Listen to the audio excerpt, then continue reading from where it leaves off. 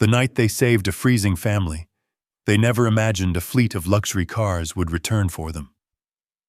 On the coldest night East Cleveland had seen in decades, an elderly couple opened their door to a freezing family who begged for their lives. They had no idea that act of kindness would flip their entire world upside down.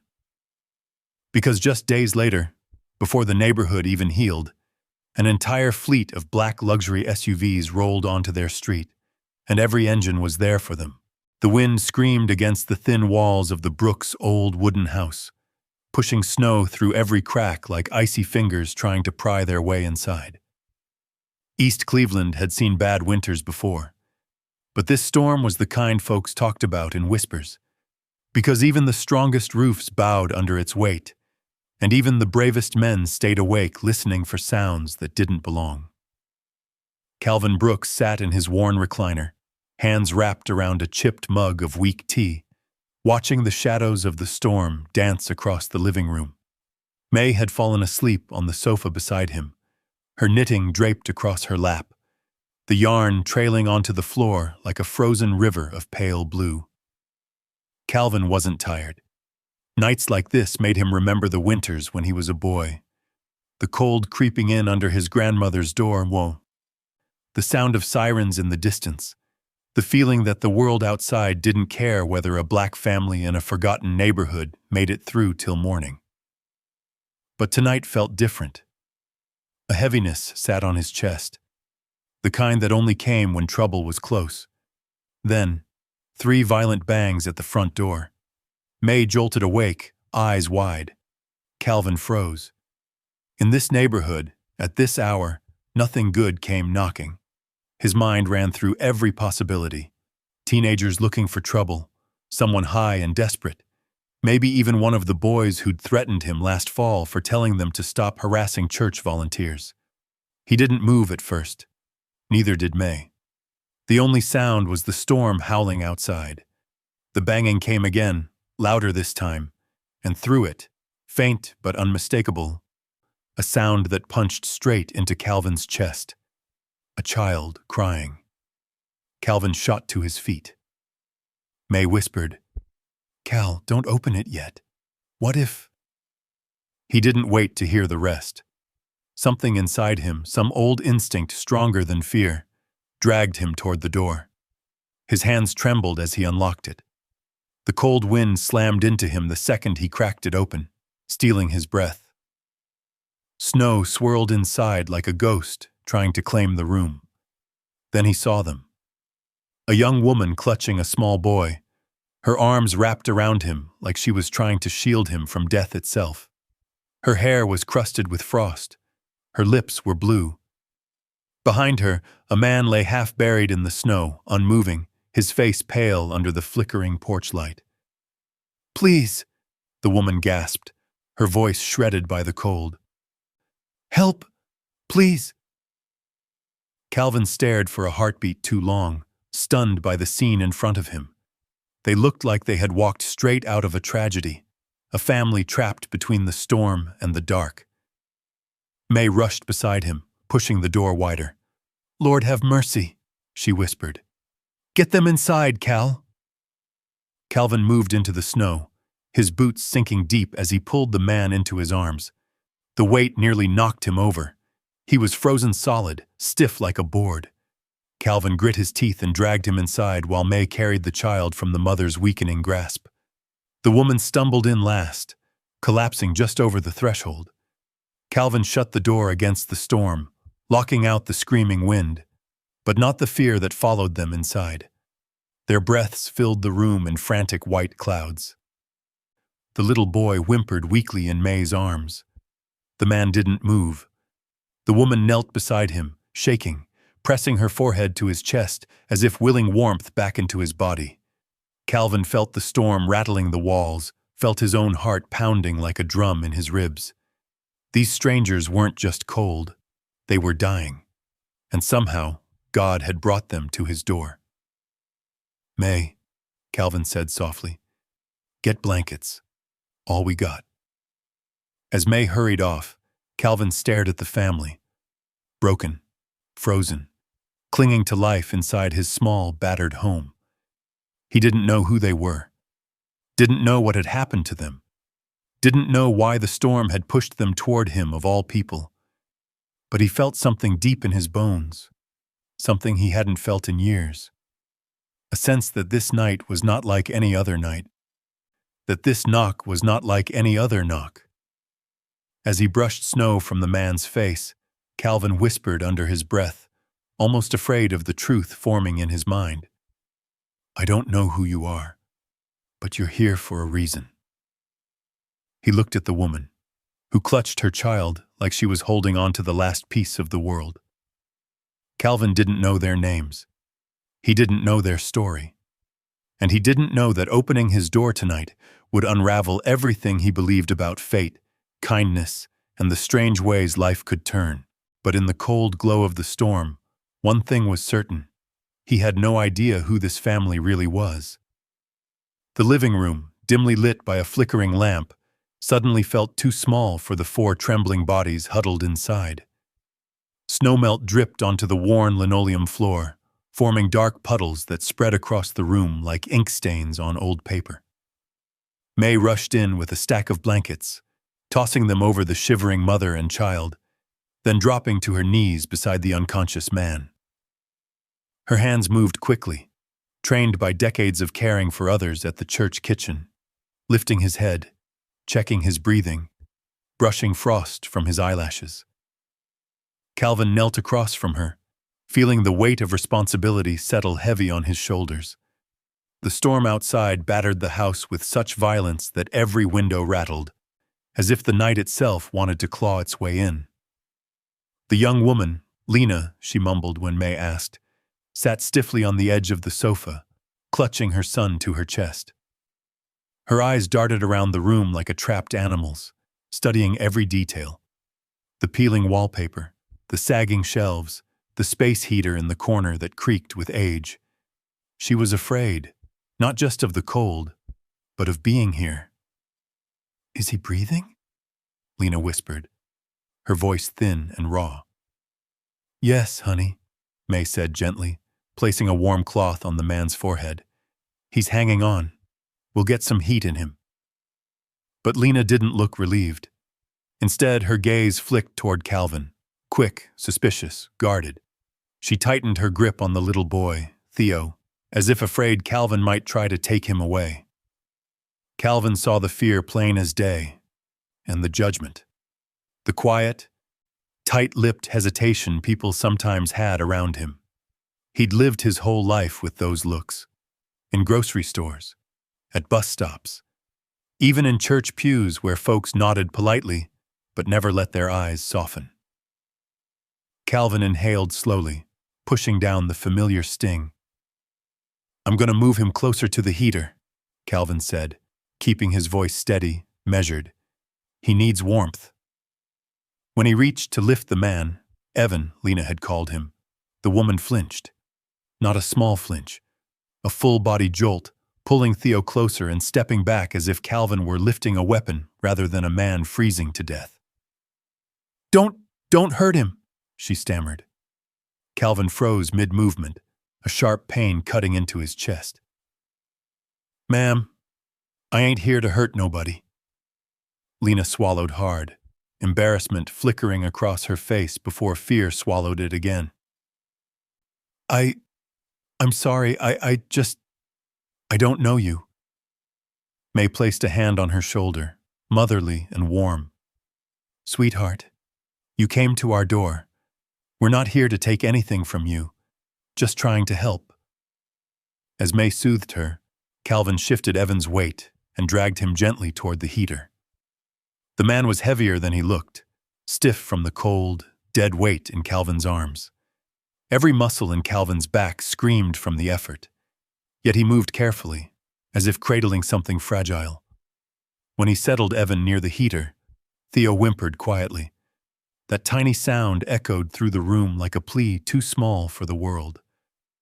May wrapped another blanket around the boy, placing her palm against his cheek to feel for warmth.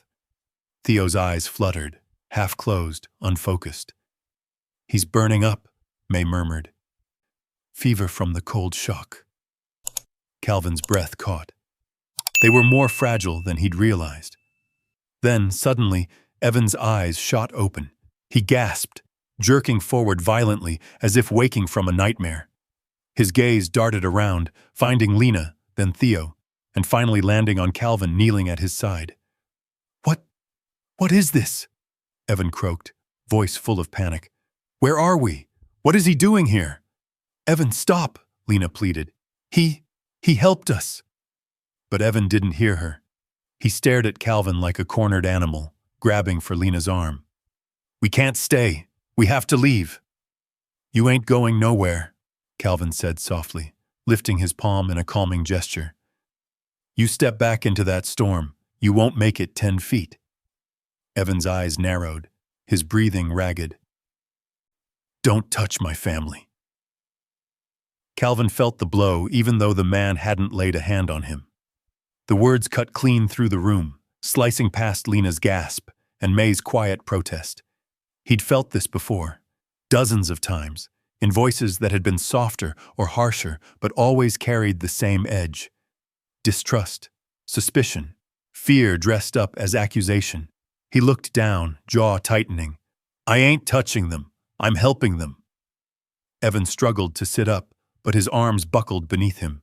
He collapsed back into the blanket, shivering uncontrollably, still glaring at Calvin through fever-glazed eyes. Cal, May said, her voice barely above a whisper, check the boy again. Calvin turned toward Theo, and his stomach dropped. The child's breaths had grown shallow, too shallow. His small chest barely lifted beneath the blanket. His lips trembled with each weak exhale. Something was wrong, terribly wrong.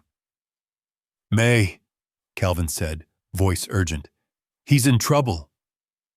Lena stumbled forward, panic flooding her face. Theo, baby, look at Mommy, please, look at me. But Theo didn't respond. His eyes fluttered, then rolled slightly, and his tiny body went limp against Lena's shoulder. God, no, Theo! Lena sobbed, cradling him. Calvin reached out a steady hand. Let me see him. Evan tried to protest, but he was too weak, barely conscious. Lena handed Theo over, her hands shaking violently. Calvin held the boy gently, supporting his head and listening for breathing. It was there, thin, fragile, but slipping. The storm roared outside, rattling the windows as if echoing Lena's cries. May, get me the kettle, the towels, anything warm, Calvin said, slipping into the calm, commanding tone he'd used in the service decades ago. His temperature's crashing. May hurried away, fear written across her face. Calvin placed his hand over Theo's chest, feeling the faint flutter of a struggling heartbeat. He'd seen this once, long ago, in a shelter during a brutal winter night. Hypothermia in children could turn fatal in minutes. Lena knelt beside him, hands clasped in prayer or desperation, maybe both. Please don't let him die. Calvin met her eyes. The suspicion was gone now, burned away by terror.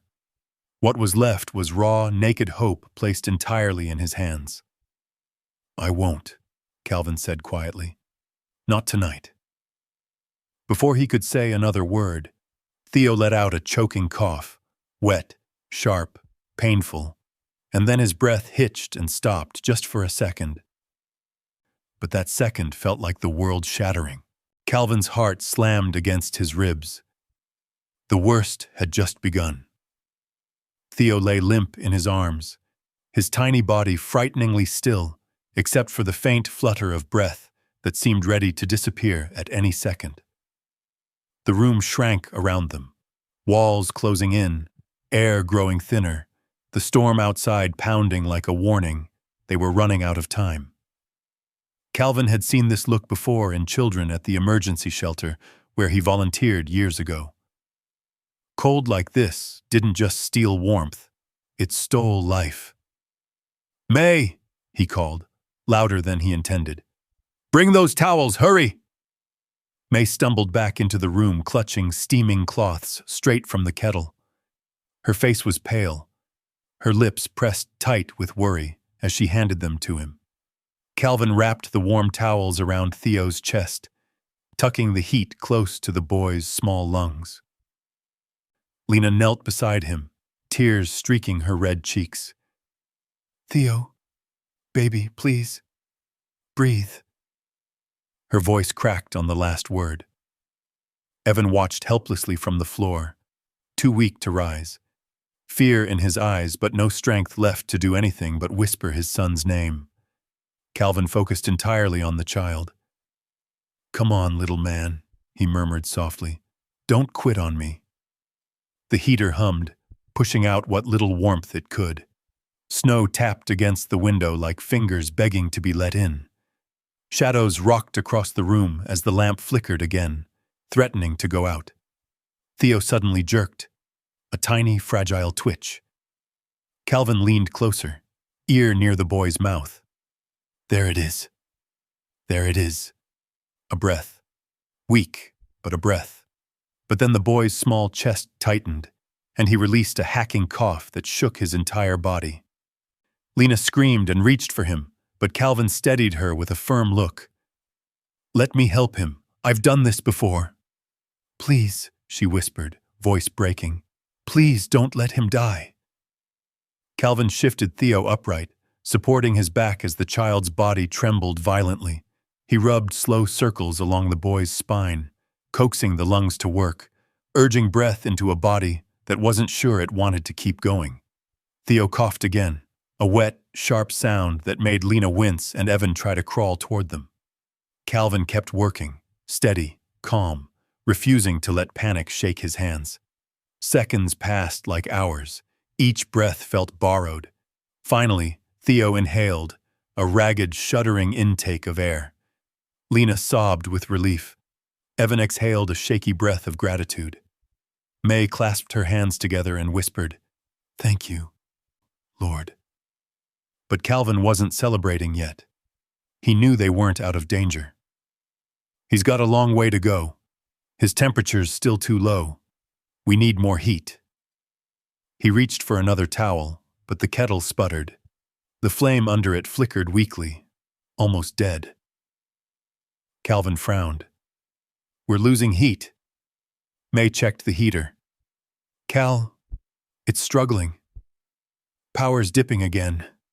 The storm's messing with the lines." Lena's eyes widened with terror. "We can't lose heat. He'll... "I know," Calvin said. "I know." The room felt darker, colder, heavier. Calvin could feel the storm snarling at the windows, trying to claw the little warmth left from them.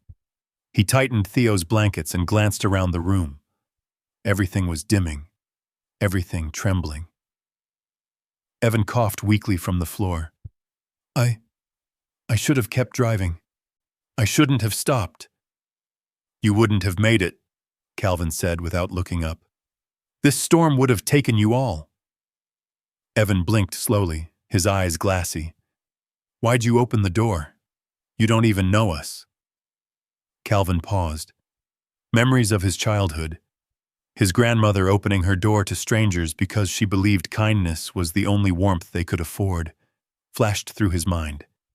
And the winters he had spent helping homeless kids in the shelter. And the voices of neighbors who told him he was foolish to give too much in a world that rarely gave back. He looked up at Evan. "Because someone's got to do the right thing when the world gets cold." The heater clicked, sputtered again. A low buzz vibrated through the house as the lights dimmed to a sickly yellow. May gasped softly. "Cal, the power, it's starting to go." Lena clutched Theo tighter, her breath shaky. "We can't stay here. We have to go somewhere warmer." Calvin shook his head. "Out there, in this storm, you wouldn't last 5 minutes. We need this place to hold." The lights flickered one more time, then steadied. For now. Calvin let out a breath. Okay. We're still in this." Theo whimpered softly, curling against the warmth of Calvin's chest. His tiny hand reached out, clutching Calvin's shirt with surprising strength. Calvin's heart twisted. "You hang on, little man," he whispered. "You're strong, stronger than this cold." As May adjusted the blankets, Lena leaned in, brushing a trembling hand over her son's forehead. "Thank you. Thank you for helping him. I was wrong earlier. I was scared. I'm sorry." Calvin met her eyes, saw the raw gratitude there, the shift from suspicion to trust. "Ain't no need for sorries," he said gently. "Fear makes folks think strange, but you're safe here."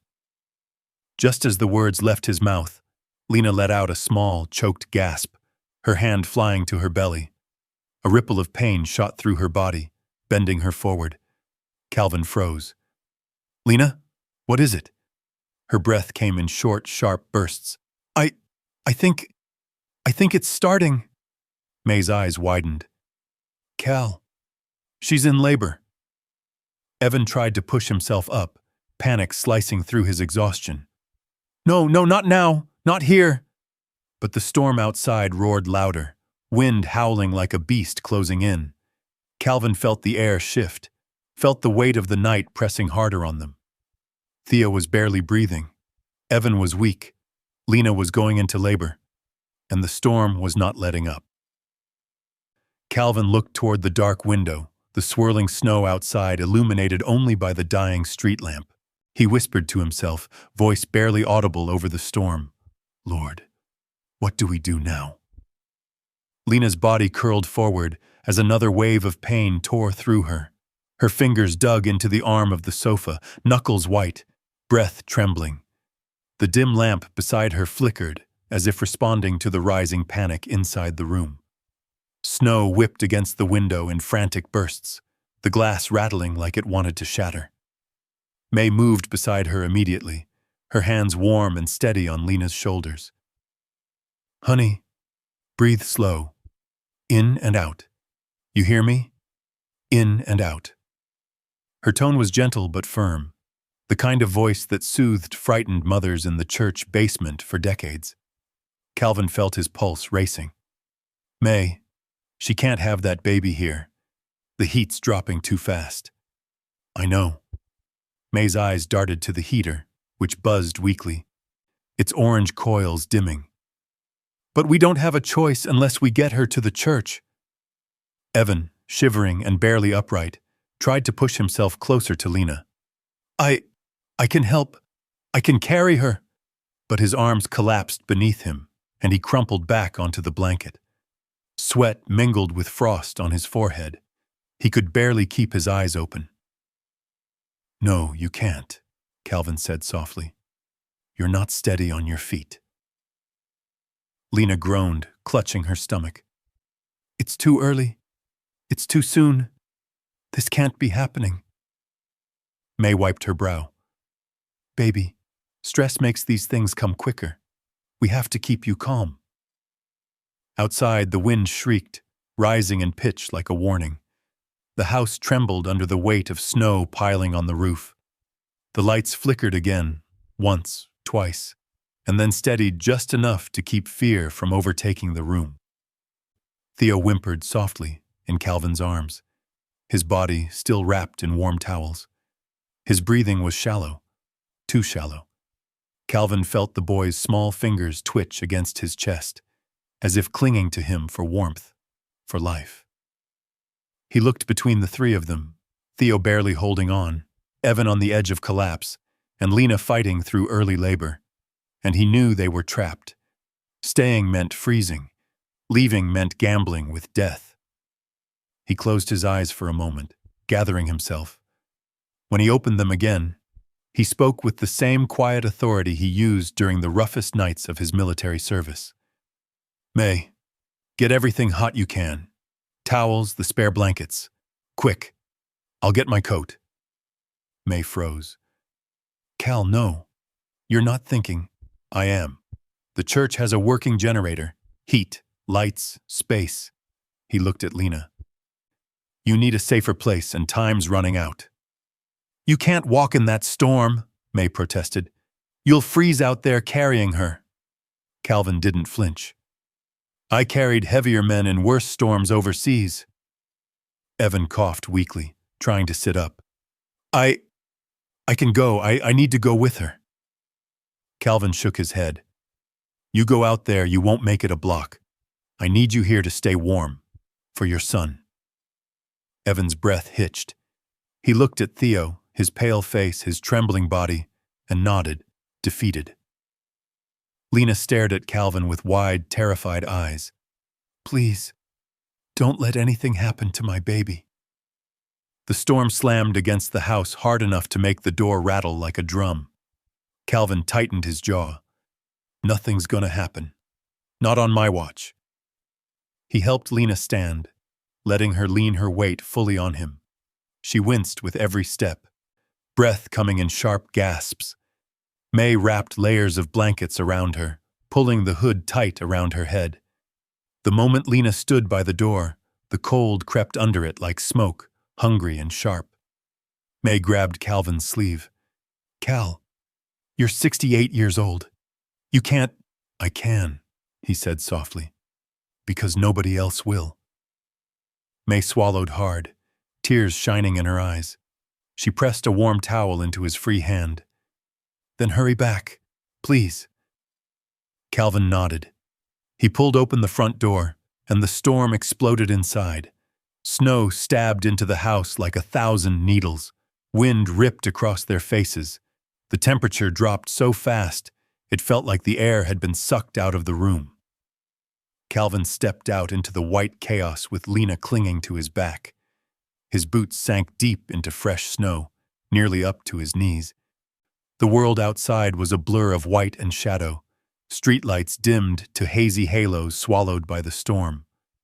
Behind him, May screamed over the wind, "Calvin, be careful!" He didn't answer. He kept walking. Each step was a battle. Snow swirled around him, blinding him, grabbing at his legs. Lena groaned against his shoulder, her fingers gripping his coat. "I got you," Calvin whispered. He took another step, and another. The cold clawed through his coat, through his bones, through every ounce of warmth he had left. His breath came out in clouds, turning to crystals that clung to his beard. Halfway down the block, a sound cracked through the storm, sharp and sudden. A loud pop. Calvin whipped his head around instinctively. The direction of his house. A faint orange glow flickered behind the curtains of the living room window. "No," he breathed, heart dropping. The heater, the failing power lines, the blankets drying too close to the coils. May, Theo, Evan. Something had caught fire. The storm raged louder, swallowing Calvin's voice as he screamed into the night. "May!" His breath tore from his chest in a cloud of white as he spun back toward the house. The wind pushed against him like a living wall, fighting every step he tried to take. Lena clung to his shoulders, her body trembling with both cold and fear as the storm whipped mercilessly around them. The faint orange pulse behind the frosted window grew brighter, flickering, hungry, rising like a warning flare in the darkness. "Calvin! Calvin, what's happening?" Lena cried, her voice barely a thread. "Hold on!" Calvin shouted, forcing his legs through the snow. "We gotta get back!" He trudged forward, each step heavier than the last. The world blurred into a swirl of white and firelight. Snow stung his eyes. His lungs burned from the cold. But nothing could stop him from reaching that house. Another burst of orange lit the window, brighter this time. Something was burning. Calvin stumbled the last few feet and nearly collapsed onto the porch. He leaned Lena against the railing and cupped her face with trembling hands. "Stay right here. Don't move. I'll come back for you." She grabbed his wrist, desperation written all over her face. "Please, don't leave me." "I ain't leaving you," he said gently. "I'm coming right back." He turned toward the front door, bracing himself, and shoved it open. Heat slapped him in the face. The house, his home of 37 years, was filled with smoke so thick it moved like a living thing, curling through the air in dark ribbons. The smell of burning fabric twisted his stomach. Sparks hissed near the heater, where blankets had fallen too close. "May!" he choked, diving into the haze. His eyes watered instantly. Smoke clawed at his throat. He dropped low to the floor, crawling toward the shape of the sofa. Shadows danced erratically from the dying lamp, and for a moment, everything blurred. Then, through the haze, he heard coughing. Weak, rapid coughing. "May! May, answer me!" A figure emerged on the floor beside the coffee table. May was crouched over Theo, shielding the boy with her arms. Her scarf was yanked up around her mouth, protecting her from most of the smoke. But her eyes were squeezed shut, tears streaming. When she heard Calvin's voice, she gasped, "Cal, I got him. He's okay." Then she coughed again, doubled over. Calvin slid to her side and touched her shoulder. "You okay?" "Just smoke. I ain't burned," she said, voice strained. Theo whimpered softly, but his eyes were fluttering open. The warmth from the towels had kept the flames away from him. Calvin's chest released a breath he didn't realize he'd been holding. "We're getting out," he said firmly. "Both of you." May nodded and adjusted her arms around the child. Calvin helped her up, supporting her weight as they staggered toward the front door. The smoke thickened behind them, forcing them forward. Every inch felt like a mile. They spilled out onto the porch just as a loud crack echoed from inside, the heater collapsing inward, sending a burst of sparks across the living room floor. May gasped at the sight of Lena trembling in the snow, clutching her belly with both hands. "Lord have mercy." "She's in labor," Calvin panted. "We gotta move, now." As if agreeing, the storm wailed louder around them. Calvin wrapped one arm around May and the other around Lena, guiding them down the porch steps. The snow crunched beneath their boots, deep enough to swallow their ankles. Theo lay against May's chest, wrapped tight, his faint breaths fogging her scarf. The house behind them crackled, smoke escaping through the doorway and dissolving into the icy air.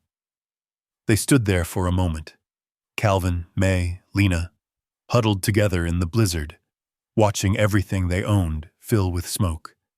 Evan's weak voice floated from the doorway. "Calvin? Did everyone get out?" Calvin instinctively rushed back inside. Evan lay on the living room floor, struggling to breathe through the smoke. Calvin grabbed him under the arms and dragged him to safety, teeth clenched, his body demanding rest, but his heart refusing it. Once Evan was outside, he slumped against the porch railing, coughing but alive. May glanced back at the house, voice trembling. "Cal, we can't stay here no more." "I know," Calvin whispered. The fire inside spread slowly, but enough to make it clear that the house wouldn't survive the night. Even if the storm smothered the flames, the damage was done. Their home was broken. Their safe place was gone. Calvin gripped the railing, staring at the smoky doorway. There were memories in that house. Birthdays, Sunday mornings, Christmas pies cooling on the counter, days when May sang old hymns while frying catfish, all of it slipping into the storm, swallowed by the night. A low groan from Lena pulled him back. She leaned forward, clutching her stomach, her breaths short and sharp. "It hurts. It hurts so much." "We're going," Calvin said quickly. "Right now." He looked down the street, squinting through the swirling snow toward the faint outline of the church block. 2 blocks. 2 long, freezing blocks. He slid his arm around Lena once more. "I'll carry you again. Let's move." But as he lifted her onto his back, another sound split the air. A boom. The roof of the house sagged inward, collapsing partially under the weight of snow and smoke. A shower of embers burst outward, floating like dying fireflies into the white night. Lena screamed. May cried out. Evan stared in stunned silence. And Calvin Calvin felt something deep, heavy, and shattering inside him. His home was gone, but there was no time to grieve. He tightened his grip on Lena, squared his shoulders, and stepped into the storm again. "We're gonna make it," he said, voice steady, fierce. "All of us."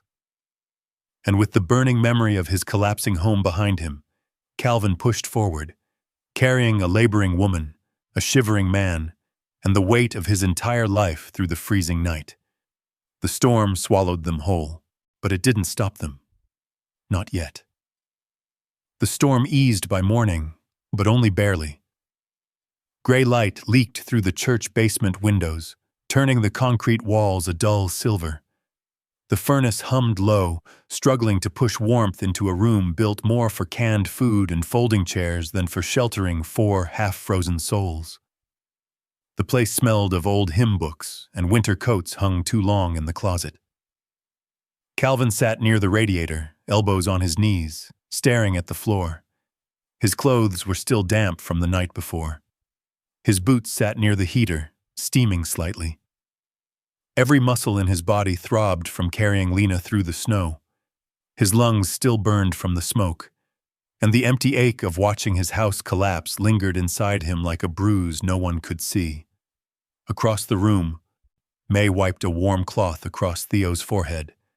The child slept bundled in 3 blankets, his breathing slow but steadier than before. Lena lay on a cot nearby, worn out from her contractions. Thankfully, the early labor had slowed with the warmth, something May thanked God for with every breath. Evan lay on another cot, huddled close, holding Lena's hand.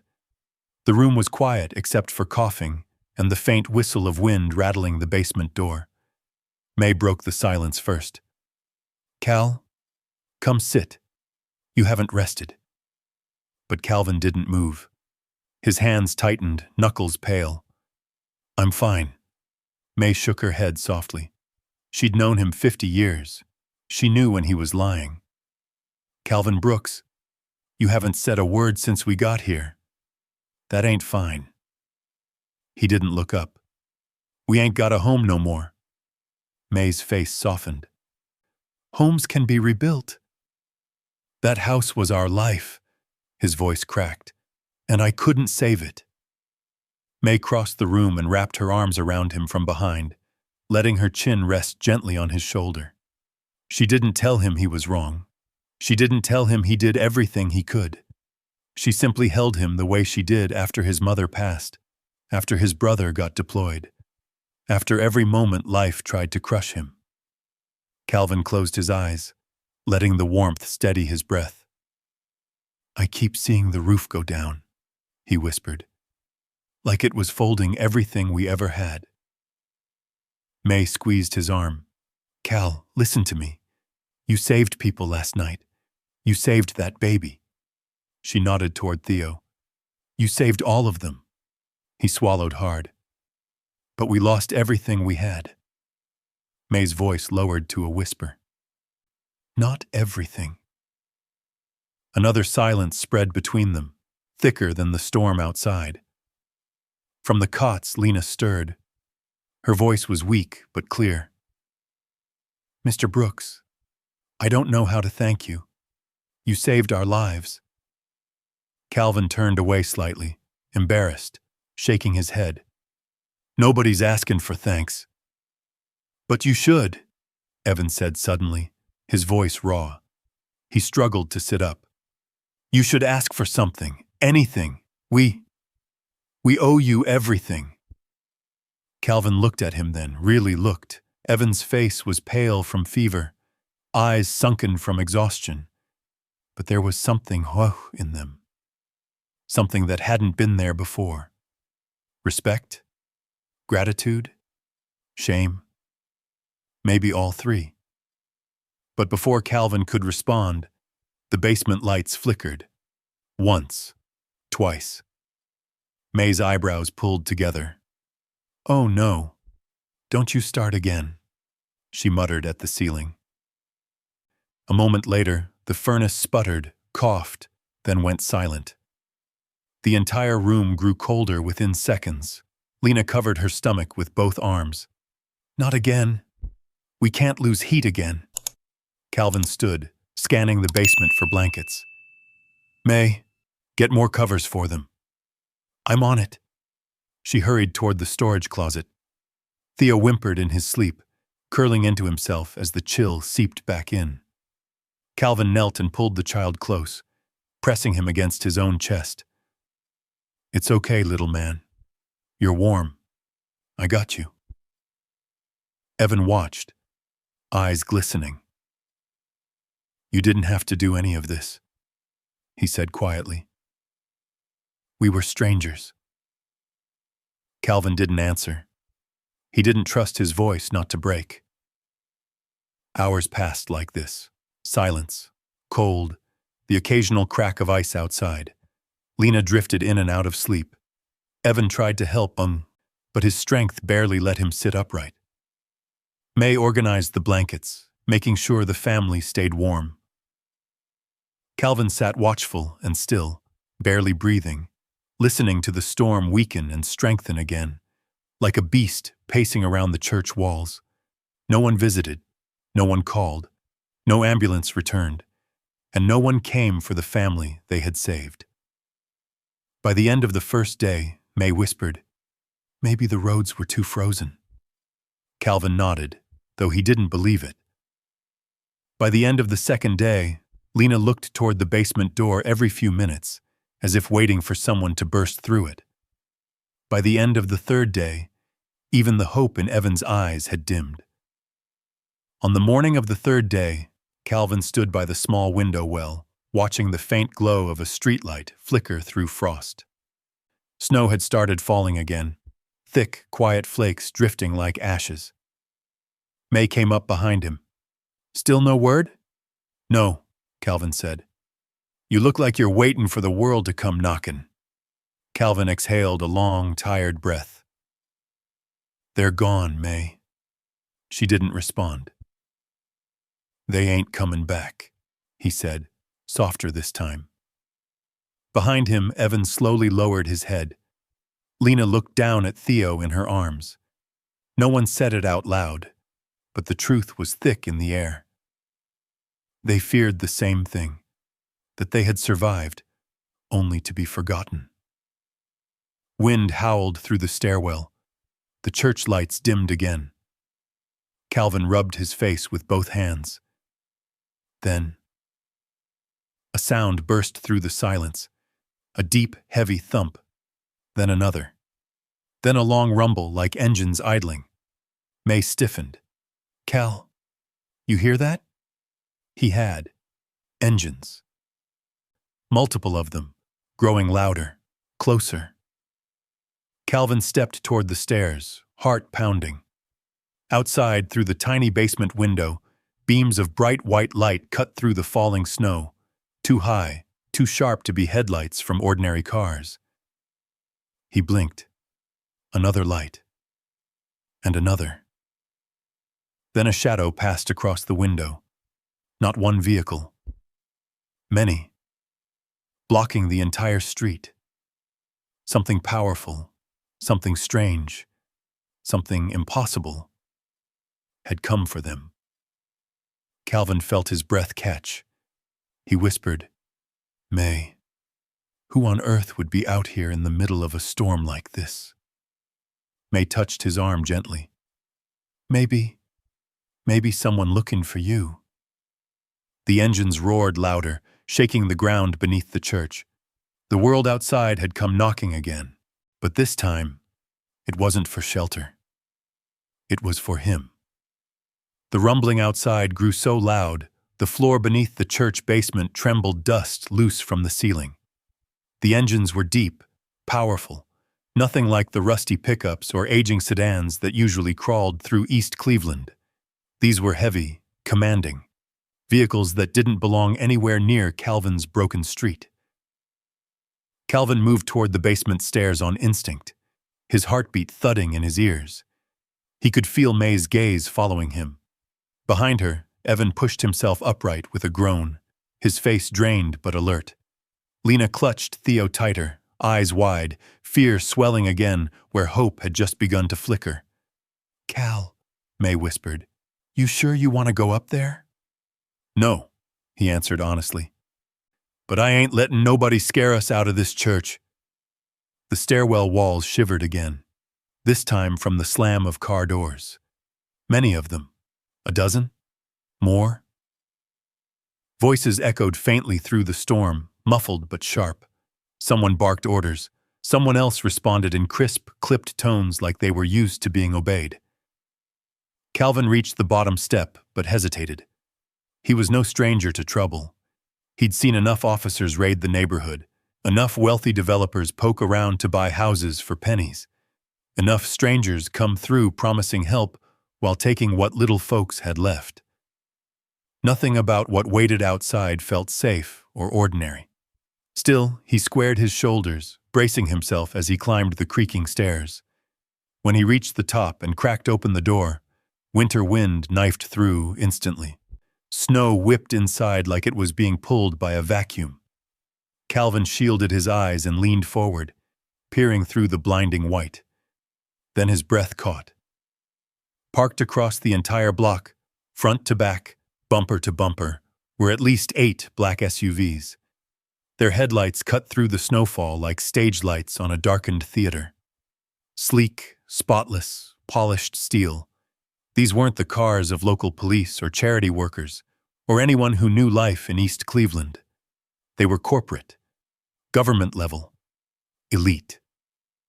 And standing in front of them, coat flapping in the wind, was a tall man in an immaculate gray overcoat. His posture was tense, jaw clenched, eyes scanning every doorway, every window, like he was searching for something, someone, with a desperation he could barely contain. May appeared quietly on the stairs behind Calvin. "Lord have mercy," she breathed. "Who is that?" Before Calvin could answer, the man stepped forward. "Is this the East Cleveland Community Church?" he called out, voice carrying over the storm as if it had weight behind it. Authority, purpose. Calvin pushed the door wider.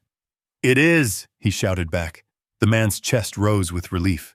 He moved fast, too fast for someone dressed in clothes that expensive, crunching through snow as if he didn't feel the cold at all. "You're Calvin Brooks?" the man demanded. Calvin stiffened. "Who's asking?"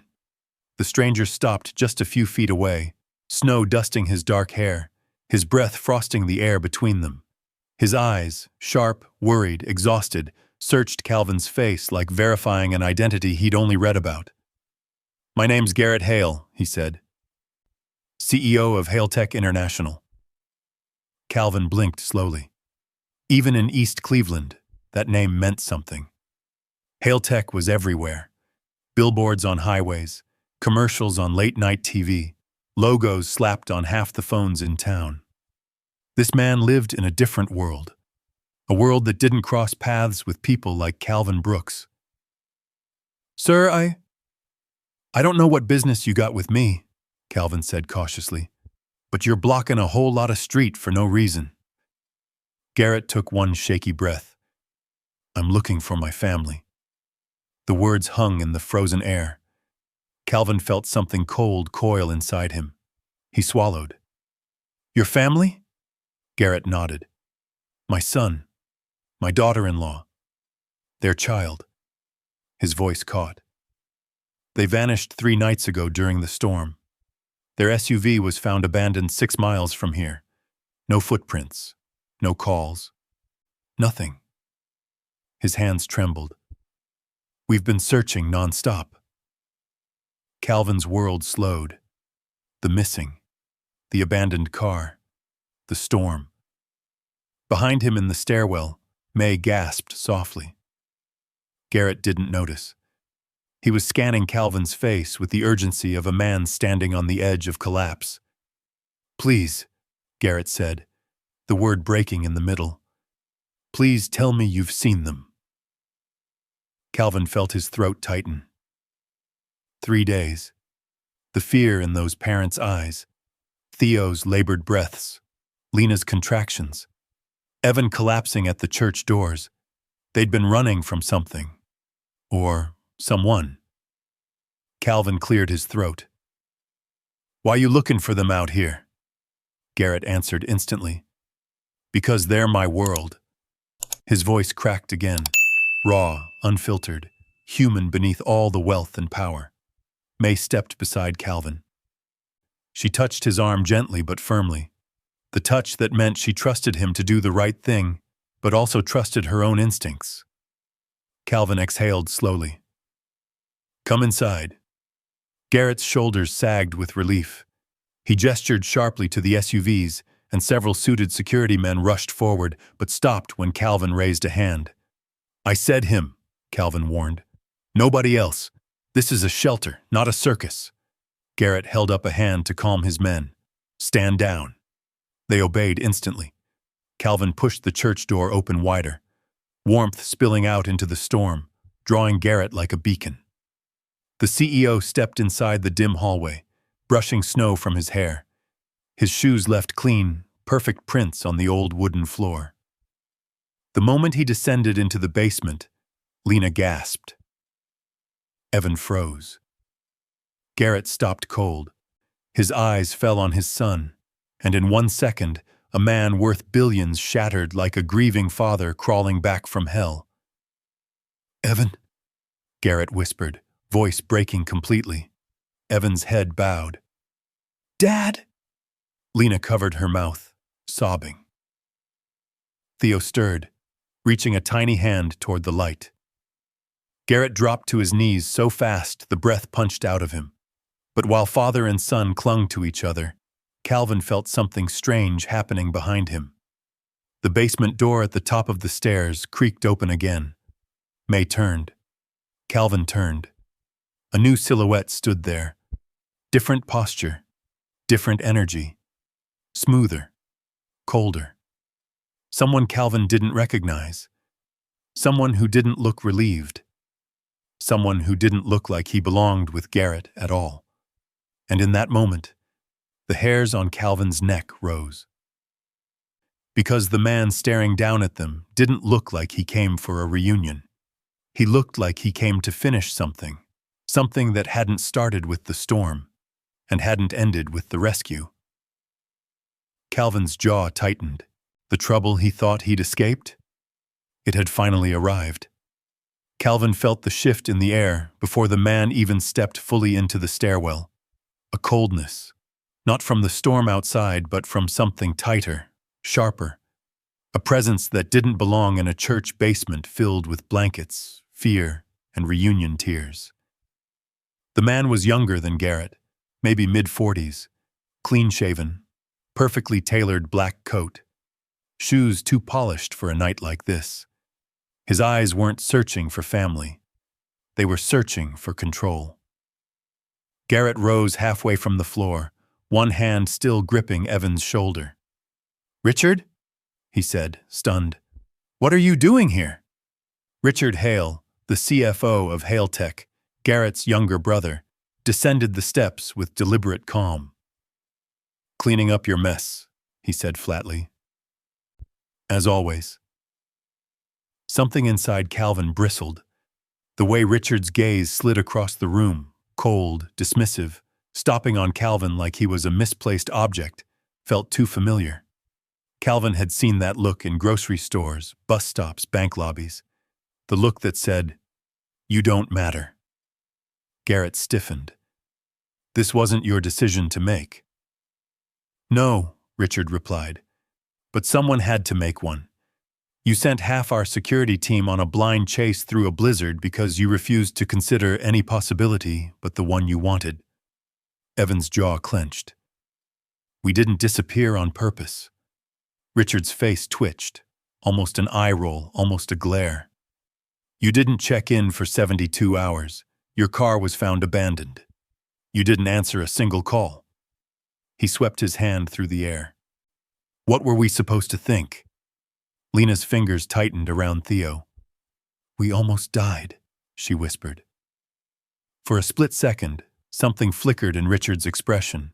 Uncertainty, disbelief, maybe even guilt. But it vanished as fast as a spark in the wind. He turned sharply toward Calvin and May. And who, Richard asked coldly, exactly are they? Garrett stepped between them. The people who saved my family. Richard didn't blink. You don't know that. Calvin's stomach dropped. The room seemed to hold its breath. Garrett's voice hardened. I know enough. I know Evan wouldn't be breathing if not for them. Richard shrugged. Or maybe they kept him hidden. The accusation landed like a slap. May sucked in a breath. Lena gasped. Evan lurched as if to stand, but Garrett held him back.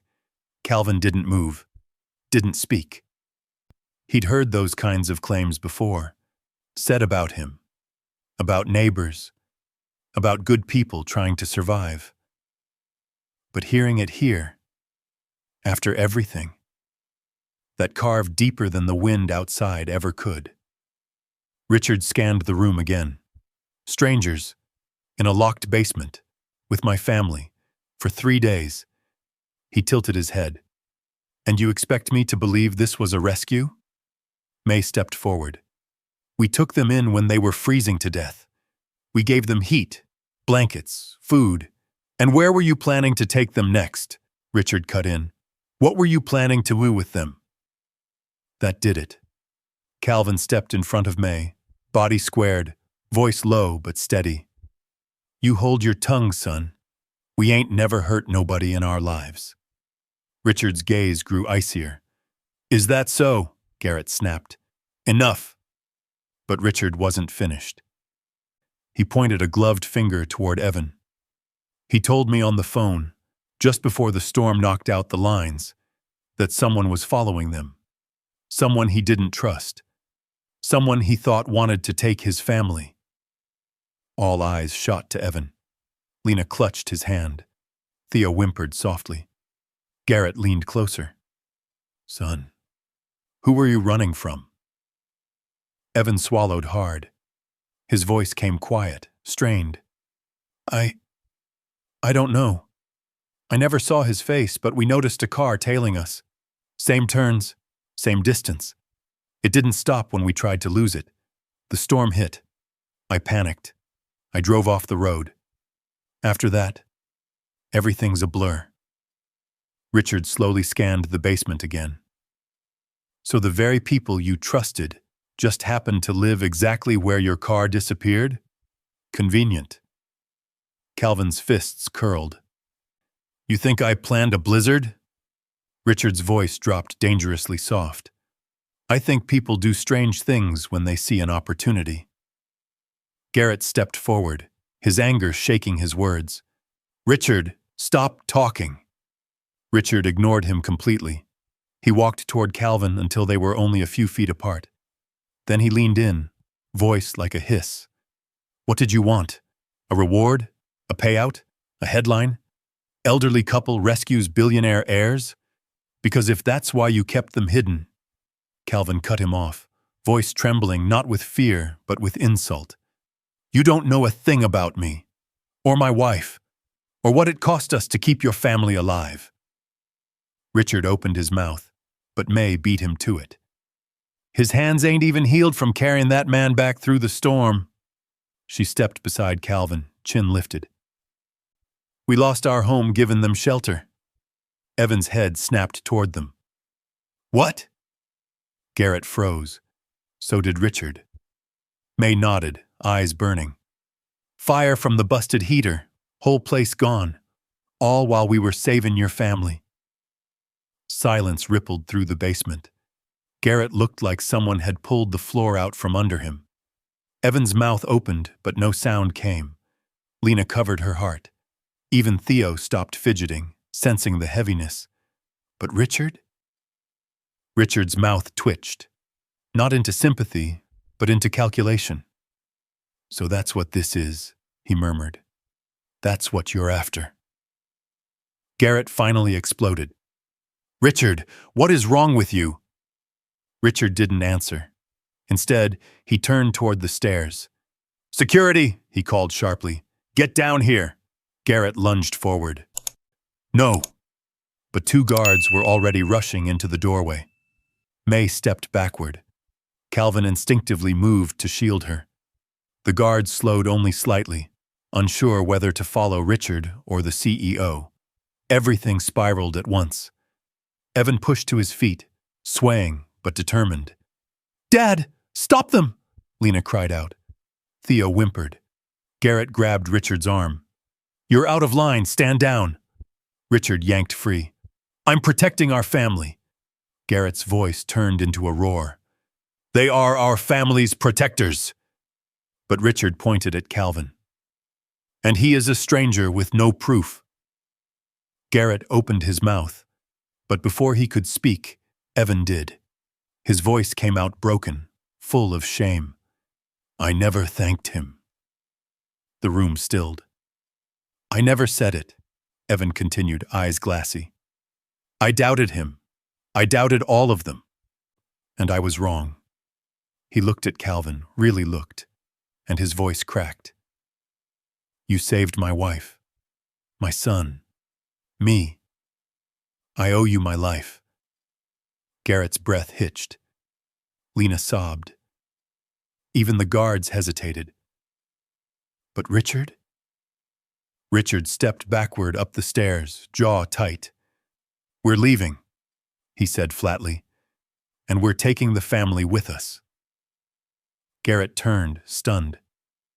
"You're not taking them anywhere." Richard's eyes hardened.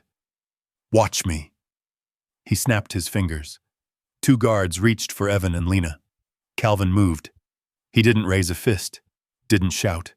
Just stepped forward, putting himself between the guards and the family he'd nearly died protecting. "Not in my church," Calvin said quietly. Something in his voice made even the guards pause. Richard's expression twisted. "Stand down. Arrest." But he never finished. Because Garrett Hale, the man worth billions, the CEO, the leader everyone assumed was fragile from worry, stepped forward and placed a firm hand on Calvin's shoulder. Then he looked his brother dead in the eye. "Touch this man," Garrett said, "and you answer to me." Richard froze. The basement fell silent. For the first time, the real balance of power shifted, not through wealth or security or status, but through truth, through gratitude, through a man known for kindness. Richard's jaw clenched, the fight thinning from his posture. He stepped back slowly, tension knotting every muscle. "This isn't over," he whispered.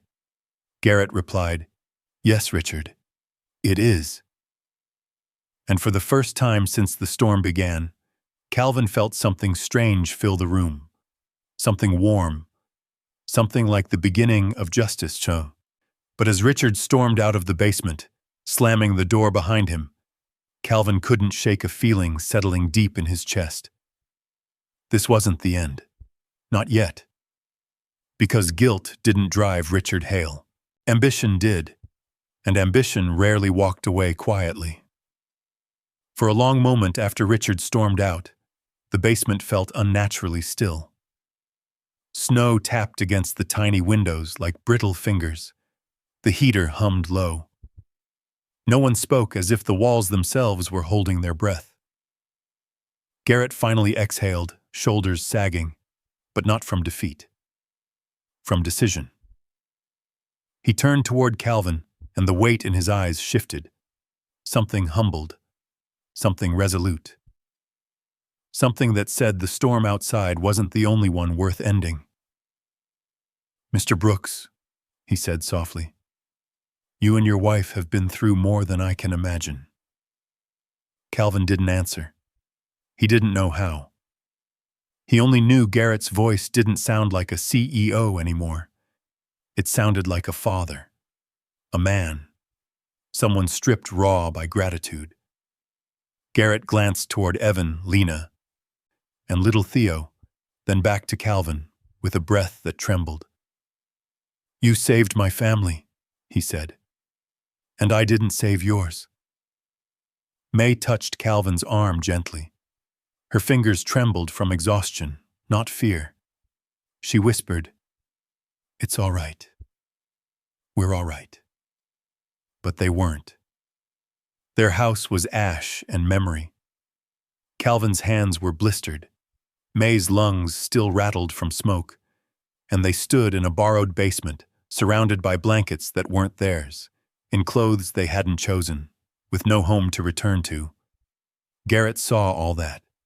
In a single look, he saw every unfairness chiseling itself into the lines on Calvin's face. "We're going upstairs," Garrett said suddenly. "All of us." May hesitated. "Storm's still going, isn't it?" Garrett shook his head. "Not anymore." He pushed open the stairwell door and guided the family upward. Calvin followed last, one hand resting gently on the old railing, as if steadying himself for something he didn't yet understand. Then he stepped outside, and the world had changed. The storm clouds had thinned to a gray quilt. Snowflakes drifted like falling feathers. And stretching down the entire block, gleaming under street lamps, was a fleet of black Cadillac Escalades. 8 of them, maybe 10. Engines warm, headlights on. Security personnel lined up in the snow like sentries. They looked like they belonged at a presidential event, not in a broken-down East Cleveland neighborhood. Houses around them lit up one by one as neighbors peered out their windows. Curtains parted. Doors cracked open. Faces emerged, some in shock, some in envy, some in disbelief. Garrett stepped into the center of the street. "Mr. Brooks," he said, turning toward Calvin, "today is about making things right." The back door of one Escalade opened silently. A man in a charcoal gray coat stepped out, middle-aged, glasses sliding low on his nose, carrying a tablet and a thick binder. Behind him, a woman in medical scrubs stepped out of another SUV, cradling a portable medical kit. And from a third vehicle came a tall man in a tailored suit, carrying a locked briefcase. Garrett gestured to them. "This is Dr. Phelps, our family physician, Ms. Dawson, legal counsel, and Mr. Reynolds, financial director." Calvin blinked. "For what?" Garrett's voice warmed. "For you." May's hand covered her mouth. Neighbors stepped closer now, edging down driveways drawn by the sight. The entire block seemed to lean forward. Dr. Phelps approached first, nodding with gentle respect. "Mrs. Brooks, I'd like to take a look at your lungs, just to be sure there's no residual damage from smoke exposure." May tried to wave him off. "Oh, I'm fine, honey. We're used to a little—" Calvin interrupted softly. "Let him." Dr. Phelps smiled and began examining May with a professionalism that felt almost reverent. Next came the attorney, Ms. Dawson, opening her binder as she stepped toward Calvin. "Mr. Brooks, I've been instructed to begin the process of transferring ownership of a new home into your name, fully paid, fully furnished, ready as soon as tomorrow." Calvin stared at her. "A house? For him?" He shook his head. "No, wait now. That ain't necessary." "It is," Garrett said firmly. "You lost everything helping us. That's something I won't allow to stand." The neighbors murmured, buzzing with awe. "And that's not all," Garrett continued. "Mr. Reynolds?" The suited man stepped forward and unlocked the briefcase. Inside was a stack of documents, neatly arranged. "This," he said, "is an initial endowment of $150,000, dedicated to a new community program. Under your leadership, Mr. Brooks."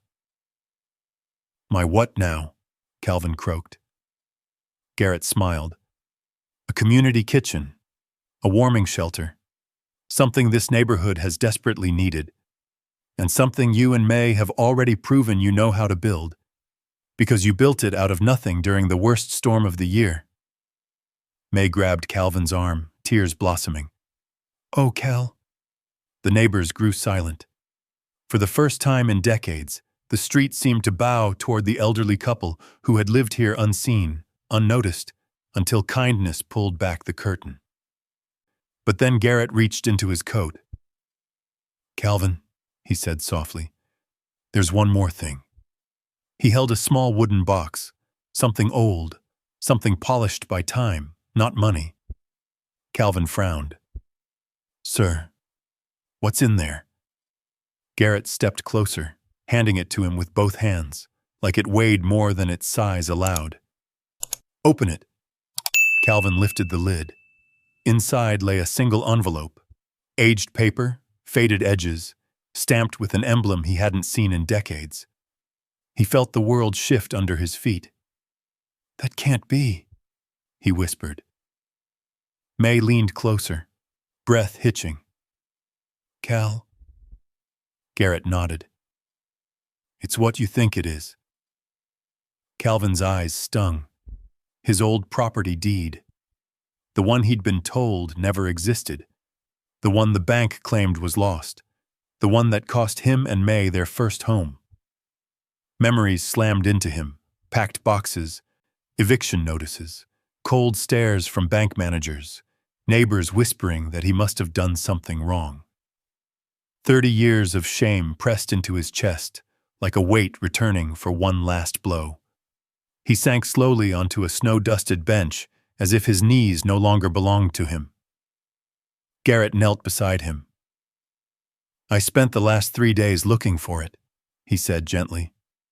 Your old house wasn't taken legally. It was taken because a clerk filed the wrong document and never corrected it. You deserved justice long before we ever met you. Calvin pressed the envelope to his chest as tears slipped down his lined cheeks. It wasn't just a piece of paper. It was dignity. It was truth. It was his life being returned to him after decades of being seen as less than whole.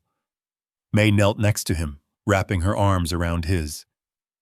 Baby, we got it back. Neighbors stood frozen, jaws slack, unable to comprehend the magnitude of the moment. Some began crying without even knowing why, because witnessing justice, even for someone else, was holy in its own way. Garrett rose, voice steady but full of emotion. Mr. Brooks, you saved my family. Now let me save yours. And as Calvin looked up, through tears, through disbelief, through the lingering echo of every past wound, he saw not a billionaire.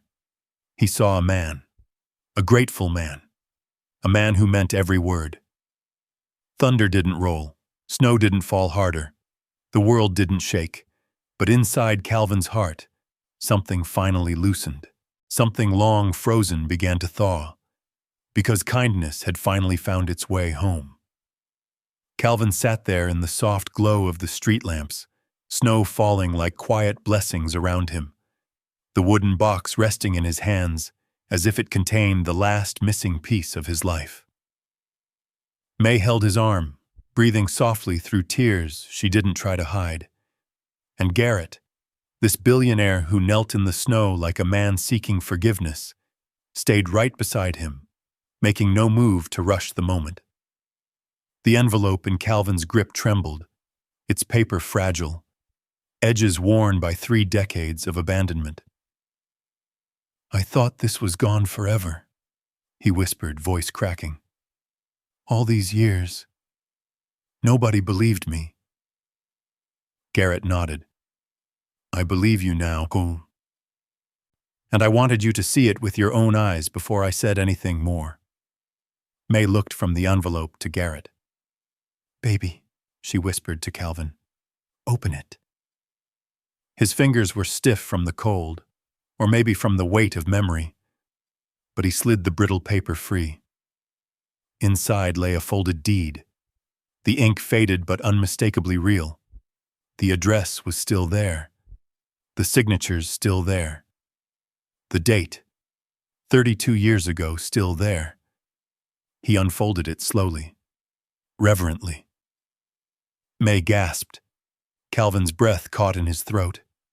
The street fell quiet enough to hear the paper flutter in the winter breeze. It's real, Calvin said, barely a whisper. It's all real.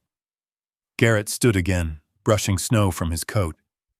I had my team go through archived bank records, county files, old storage logs. Turns out your original deed was misfiled. then mistakenly marked as void. Then someone at the bank processed your foreclosure without cross-checking. Calvin stared ahead, not blinking, not breathing. That's why no lawyer would take your case back then, Garrett continued. You weren't wrong, Mr. Brooks. They were. Neighbors murmured behind them, guilt twisting some faces, shock settling on others.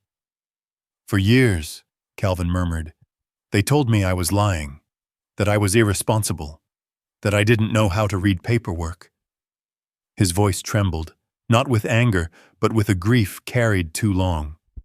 Even at church, folks said maybe I deserved what happened, said maybe God was punishing me. May squeezed his arm. But he wasn't, she whispered. He wasn't. Garrett sank beside him again, his voice soft. No, sir. What happened to you was the result of human failure, not yours. Calvin blinked tears that warmed his cold cheeks. I thought maybe I was just meant to lose everything. Not anymore, Garrett said gently. Today, you get it all back. Something inside Calvin, something buried under decades of resilience and disappointment, finally cracked open. He let out a quiet sob. May leaned her forehead to his shoulder and cried too, and for the first time in their long, hard life, the tears weren't born from struggle, they were born from justice. Evan stepped forward, still pale from the cold, but steadier now. Mr. Brooks, I never should have doubted you. His voice shook. You saved my family, my wife, my son. And now I see. You've been carrying so much. Lena, eyes glossy, nodded. We owe you more than we can ever repay. The little boy, Theo, peeked out from her coat, his voice tiny in the falling snow. Mr. Cal, don't cry.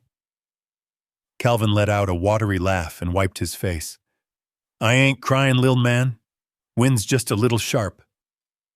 Garrett stood again, lifting a hand toward the open vehicles behind them. And we're not finished yet.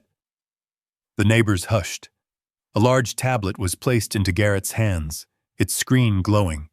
He turned it toward Calvin. This, he said, is a full restoration order. With this deed recovered, the county is reopening the case, and we've already submitted the evidence proving it was an administrative error. You're about to be compensated for every year you were displaced, with interest. Calvin's breath hitched. Compensated? Garrett nodded. The number is 6 figures. May covered her mouth again. Lord have mercy.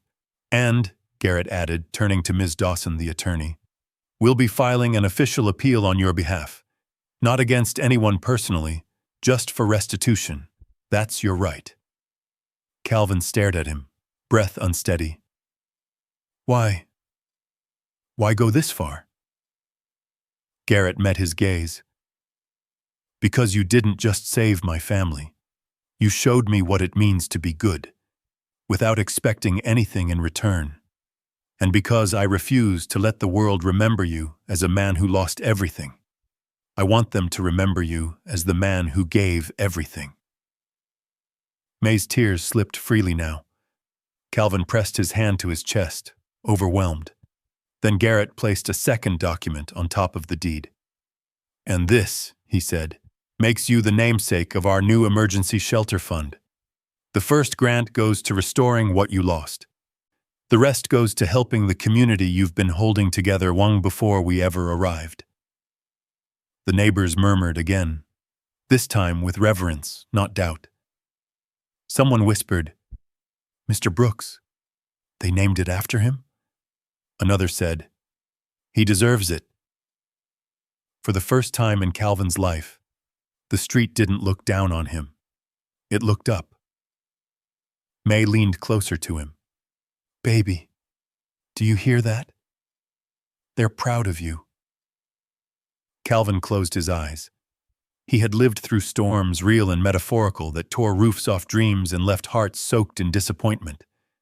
But now, here, standing in the ring of headlights, surrounded by people who once doubted him, he finally felt seen, truly seen. Garrett placed a steady hand on his shoulder. "Mr. Brooks, this is your moment, and it's long overdue." Calvin looked at the envelope again. Then at the deed, then at the fleet of cars lined up like a promise, and he whispered, "Thank you for giving me back the piece of me I thought I'd never see again." Garrett bowed his head. "You gave me back my entire family. This is the least I can do." In the quiet that followed, the snow fell gently, settling over the street like a blanket. A beginning, not an ending. But deep inside Calvin's heart, something else stirred. A question, a wondering, a truth waiting to unfold. Because in the wooden box, beneath the deed, lay another envelope. One Garrett hadn't mentioned yet, a smaller one, thicker, unopened. Calvin stared at it as the wind brushed against his coat, and a strange feeling crept into his chest. What secret could it possibly hold, and why had Garrett avoided bringing it up? Calvin swallowed hard. The story wasn't done, not yet. Because sometimes the hardest truth is the one waiting at the bottom of the box. Calvin held the smaller envelope between his fingers, the paper thick, almost waxy, stamped with an emblem he didn't recognize. Snowflakes settled on it but melted instantly, as if the envelope held a heat of its own. Garrett noticed the shift in Calvin's eyes. "You can open it," he said softly. But he didn't sound eager. He sounded cautious. May looked from the envelope to Garrett, worry tightening her brow. "Is it something bad?" Garrett shook his head slowly. "Not bad. Just something I didn't want you to face out here in the cold." He took a breath. "But it's yours. It always was." Calvin slid a thumb under the seal, his heartbeat thudding in his ears. The streetlights flickered against the snow, casting long shadows over the block, as if the world were leaning in to listen. Inside the envelope was a letter, handwritten, decades old. May gasped first. "Oh, my Lord." Calvin's hands trembled as he lifted the page. The handwriting was neat, careful, familiar in a way that made his chest ache. He read the first line. "To the Brooks family, this should have been delivered long ago." Calvin's lips parted in disbelief.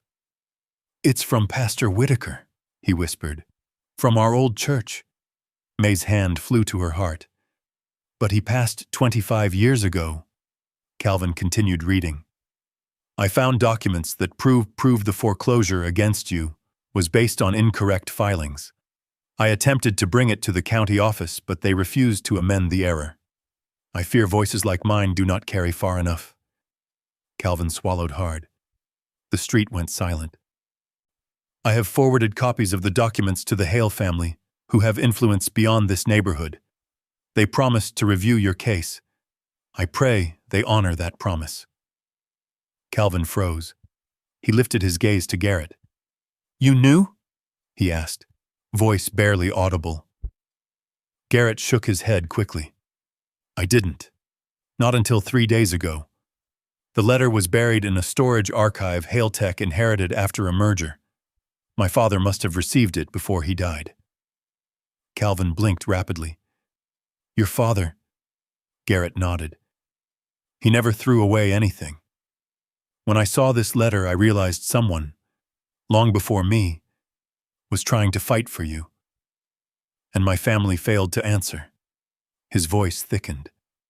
"I refuse to fail you again." May wiped her cheeks. "Pastor Whitaker," he tried. Calvin stared down at the letter, pain and gratitude colliding inside him. The pastor had believed him, had fought for him, had tried to get powerful men to listen. And all this time, Calvin thought no one cared. He thought the world had turned its back on him. He thought the injustice swallowed his story whole. But someone had tried to help. Someone good. Someone who believed in the kind of fairness Calvin always tried to live by. Garrett placed a gentle hand on his shoulder. "Mr. Brooks, this letter doesn't change your future. It simply proves your past wasn't what they said it was." Calvin nodded slowly. The truth didn't erase the pain, but it eased its weight. And then, quietly, unexpectedly, Calvin smiled. A tired, trembling smile. A smile of release. May saw it and let out a soft sob. "Oh, Cal, you look lighter," he exhaled. "Maybe I finally am." Garrett took May's hand next. "And I want you both to know something else." Lights from the Escalades reflected in his eyes as he spoke. "I can rebuild a house. I can restore a deed. I can compensate for lost years. But what I can't buy, what no money ever could, was the courage it took for you two to open your door that night. You didn't save us because you knew who we were. You saved us because you're good people." May blushed and half laughed. "We just did what anyone ought to do." Garrett shook his head softly. "No, ma'am. Most wouldn't. Not anymore." Evan stepped closer. Theo in his arms, Lena beside him. "Mr. Brooks," Evan said gently, "I want you in our lives. My son deserves to know the man who saved him." Theo reached one small hand toward Calvin. "Grandpa Cal?" he asked tentatively. Calvin's breath caught. May covered her mouth with both hands, tears spilling. Garrett smiled warmly. "If you'll accept him, that makes you part of our family." Calvin's voice trembled. "I ain't nobody's grandpa, but—" Theo wriggled closer. "You saved me." Calvin felt the last frozen corners of his heart melt. He took Theo carefully, holding the boy close, the warmth of small arms circling his neck. Snow drifted around them. The neighbors watched in stunned silence. Even the security team softened. A billionaire's family, embracing a man their neighborhood once overlooked. A child, choosing him. May leaned into his side, whispering, "Look at us, Cal. We found family in a storm." Garrett stepped forward one last time, raising his voice so the whole street could hear. "Tonight, we honor Mr. Calvin Brooks and Mrs. May Brooks, who gave more than they had, who opened their door when the world turned theirs to ash. Today marks the beginning of the Brooks Community Fund, the rebuilding of their home, and the recognition they deserved a long time ago." The street erupted. Applause, cheers, tears. Some neighbors cried openly. Others clapped with heads bowed. A few whispered apologies Calvin didn't need to hear to understand. May squeezed his arm. "Baby, they see you now." Calvin closed his eyes. For years he carried a truth no one believed. For years he lived unnoticed in a forgotten street. For years he wondered if kindness even mattered. But tonight, under glowing headlights and falling snow, he was seen. He was honored. He was home. Garrett bowed his head. "Mr. Brooks, anything you want from this moment on, you tell me." Calvin looked down at the deed, then at the letter from Pastor Whitaker, then at the small boy in his arms. "I already got everything I ever needed," he whispered. May rested her head on his shoulder, smiling through tears. And then some. The snow fell softly around them, blanketing the street in white, as if the world itself wanted to turn the page with them. A storm had brought them together. Kindness had kept them alive. Truth had set them free. And now, a new chapter waited. The kind written not with struggle but with purpose. The kind that lives on long after storms fade. The kind that becomes legacy. Epilogue. When morning finally came. If the night had a voice, it would have whispered one thing. Kindness will always find its way home. And by the time morning finally came, soft, gold, and gentle like a promise, the storm that had nearly taken so many lives was nothing more than a memory clinging to rooftops. East Cleveland woke slowly. Smoke no longer rose from ruined chimneys. Lights flickered back on one by one. And at the edge of the block, where snowbanks still leaned against fences, an old couple walked hand in hand through the new day. Calvin Brooks, May Brooks. Their steps were slow but steady, the kind of steps made by people who had carried too much for too long and had finally set the burden down. Ahead of them stood their future. Where their burned house once had been, a crew of contractors, sent by Garrett at sunrise, was clearing the remains with military precision. New foundation markers were already staked into the ground. Beside them stood a sign draped in a blue tarp, ready to be revealed when the time was right. But even without reading the sign, May could feel what it symbolized. She squeezed Calvin's arm. "Baby," she whispered, "they're really rebuilding it." Calvin nodded slowly. He'd lost homes before, jobs before, opportunities before. But this was the first time the world had tried to give something back. A familiar voice called from the sidewalk. "Mr. Brooks!" Garrett approached with Lena beside him, little Theo bundled in her coat. Evan, still limping slightly, followed just behind. They all looked healthier, warmer, more alive than the night Calvin first opened his door. Theo wriggled free from his mother and ran straight into Calvin's arms. "Grandpa Cal, look! They're building your house!" Calvin lifted the boy easily, his strength surprising even himself. "I see that, lil' man." Garrett smiled, hands in his coat pockets. "I hope you don't mind early mornings.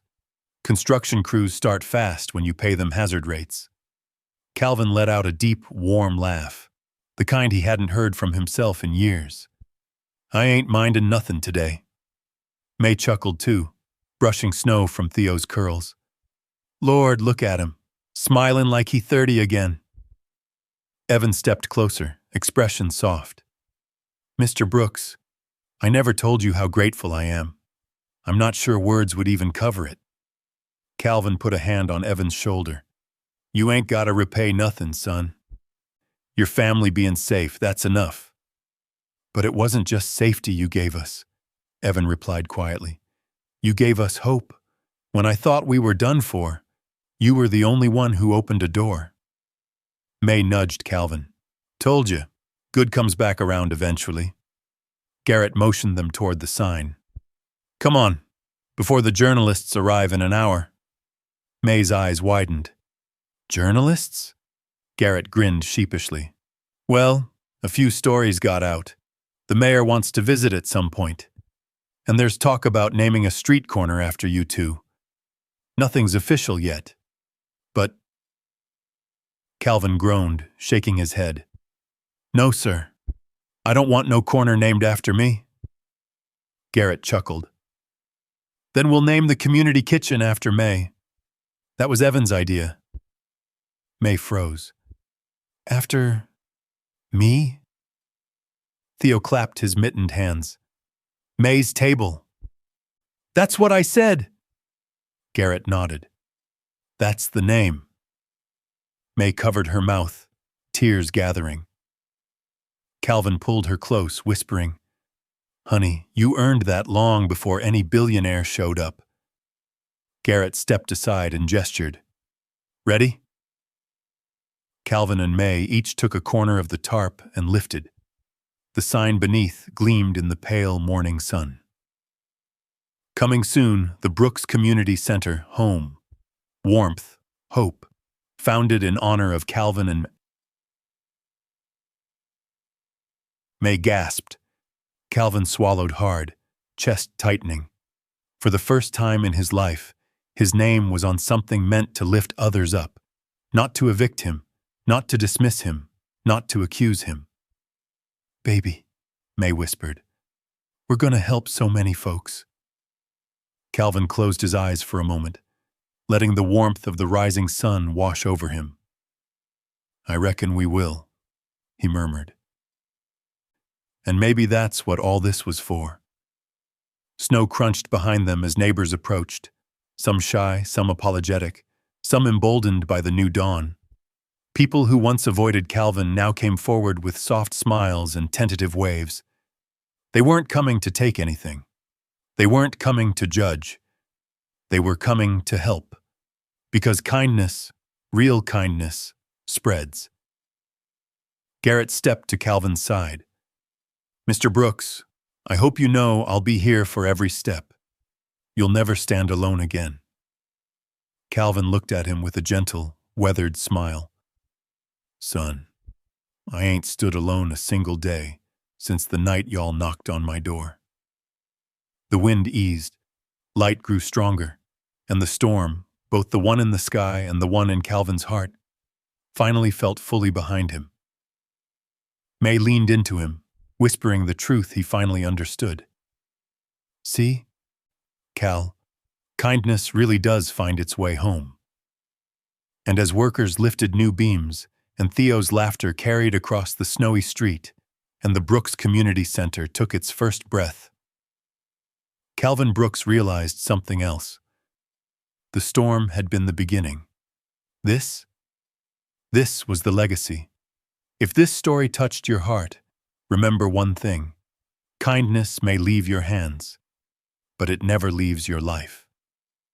If this story touched something in you, drop a simple 1 in the comments so I know you're still someone who believes in goodness. And if you'd like to walk with us through more stories of hope, redemption, and unexpected miracles, hit subscribe and turn on the bell. Your next story is already on the way.